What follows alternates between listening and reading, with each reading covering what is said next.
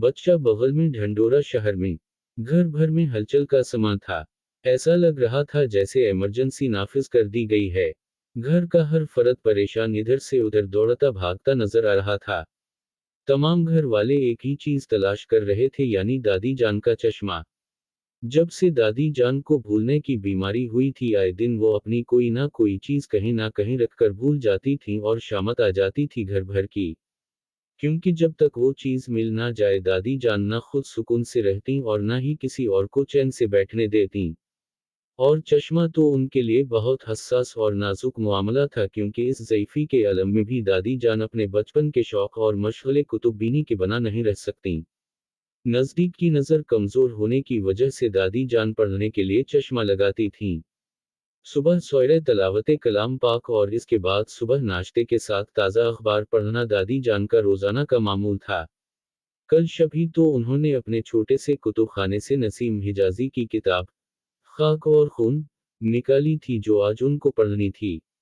आज सुबह जब कुरान हकीम पढ़ने के लिए दादी जान ने मेज से अपना चश्मा उठाना चाहा तो वो अपनी जगह मौजूद ना था। बस उसी वक्त से चश्मे की तलाश जारी थी। घर के हर कोने की तलाशी ली जा रही थी।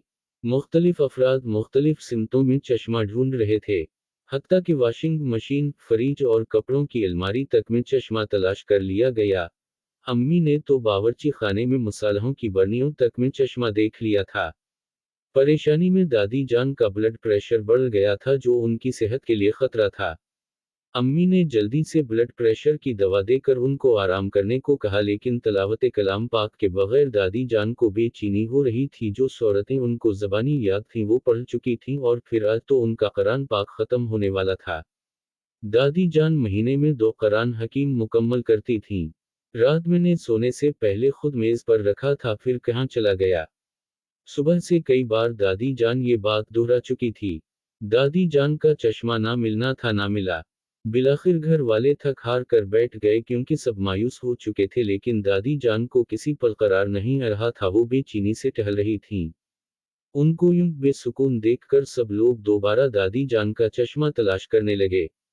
दादी जान ने ऐलान कर दिया कि अगर चश्मा ना मिला तो वो आज ही आंखों के डॉक्टर के पास जाकर आंखें टेस्ट करवाकर अपना चश्मा बनने को देंगी। अब्बा मियां ने तसल्ली दी कि इंशाअल्लाह। बहुत देर से घबराहट में चहलकदमी करती दादी जान बहुत उदास और परेशान अपने तख्त पर आकर बैठ गईं। दादी जान की आदत थी पान की गिलोरी मुंह में डालकर मुताला शुरू करती। सुबह से दादी जान को परेशानी में पान खाने का ख्याल तक न आया था। चाशत की नमाज पढ़कर उन्होंने पान खाने की नीयत से पानदान खोला तो सामने ही पानदान की ट्रे में दादी जान का चश्मा रखा हुआ था। अरे ये तो यहाँ रखा है पानदान में। दादी जान ने पेशानी पर हाथ मारते हुए कहा।